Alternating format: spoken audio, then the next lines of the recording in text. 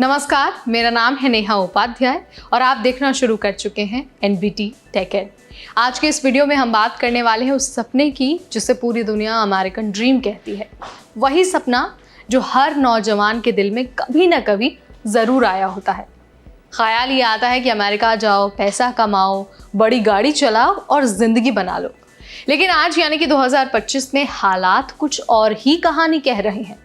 America का वो सपना जो कभी दुनिया भर के लोगों को खींचता था, अपनी तरफ आकर्षित करता था, वो अब डर और शक में बदल गया है। लेकिन आखिर ऐसा क्यों हो रहा है? चलिए आपको बहुत आसान भाषा में पूरा मामला समझा देते हैं, बता देते हैं कि 2025 में किस तरह से चीज़ों को अंजाम दिया जा रहा है। और आपको ये भी बता देते हैं कि इस वक्त यानी कि 2025 में ये जो अमेरिकन ड्रीम है वो धुंधला क्यों पड़ता जा रहा है। कभी अमेरिका को एक ऐसी जगह माना जाता था जहां पर मेहनत करने वालों के लिए मौके ही मौके थे। गरीब देश के लोग अमेरिका जाते थे ताकि अपने बच्चों को एक अच्छा और एक बेहतर फ्यूचर दे सके। स्टैच्यू ऑफ लिबर्टी पर जो लाइन लिखी है, यानी give me your tired, your poor, your huddled masses, वो बताती थी कि अमेरिका हर किसी का स्वागत करता है। लेकिन अब अमेरिका कहता है कि तुम्हें यहाँ नहीं आना चाहिए। डोनाल्ड ट्रंप जब से दोबारा प्रेसिडेंट बने हैं, उन्होंने इमिग्रेशन के खिलाफ सख्त कदम उठा लिया है। मास डिपोर्टेशन, स्टूडेंट वीजा पर सख्ती और मुस्लिम बैन, ये सारी चीजें अब लोगों को ये सोचने पर मजबूर कर रहे हैं कि क्या अमेरिका जाना सही है। स्टडी पोर्टल्स नाम की एक बड़ी वेबसाइट ने बताया है कि इंटरनेशनल स्टूडेंट्स की अमेरिका में पढ़ाई के लिए जो दिलचस्पी है वो कोविड के बाद सबसे कम हो गई है। और तो और जो लोग लीगल तरीके से अमेरिका में हैं, उन्हें भी ये डर है कि कहीं किसी पॉलिसी के चलते उन्हें बाहर ना निकाल दिया जाए। अब हालात ऐसे हो गए हैं कि स्टूडेंट्स और जो प्रोफेशनल्स हैं अमेरिका की जगह यूके, ऑस्ट्रेलिया और कनाडा को प्रेफर कर रहे हैं। क्यों? क्योंकि वहाँ पर माहौल ज़्यादा शांत है, सरकारें इमिग्रेशन को सपोर्ट करती हैं और फ्यूचर ज़्यादा प्रिडिक्टेबल लगता है। स्टडी पोर्टल्स की रिपोर्ट ये भी कहती है कि जनवरी से अप्रैल के बीच अमेरिका के डिग्री प्रोग्राम्स की सर्चिंग आधी हो गई है।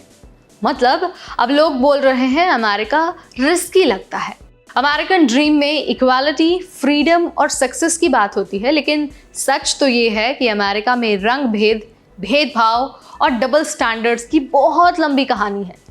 Chinese exclusion act, Japanese Americans को वर्ल्ड वॉर में कैद करना, अफ्रीकन अमेरिकन के साथ बरसों का अन्याय, ये सब उन सपनों को धुंधला कर देते हैं।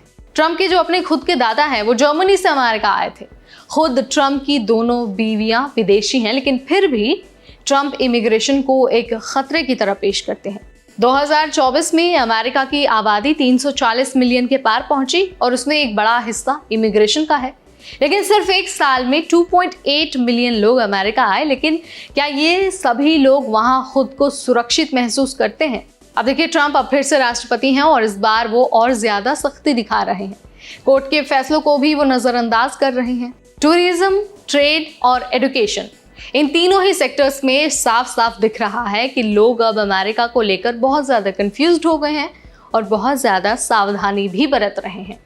तो भाई सवाल अब ये नहीं है कि क्या अमेरिका ताकतवर है, बल्कि सवाल ये है कि क्या अब अमेरिका सपना पूरा करने लायक बचा है। क्या अमेरिकन ड्रीम अब भी जिंदा है या फिर वो सिर्फ अमीरों और ताकतवरों का गेम बन चुका है?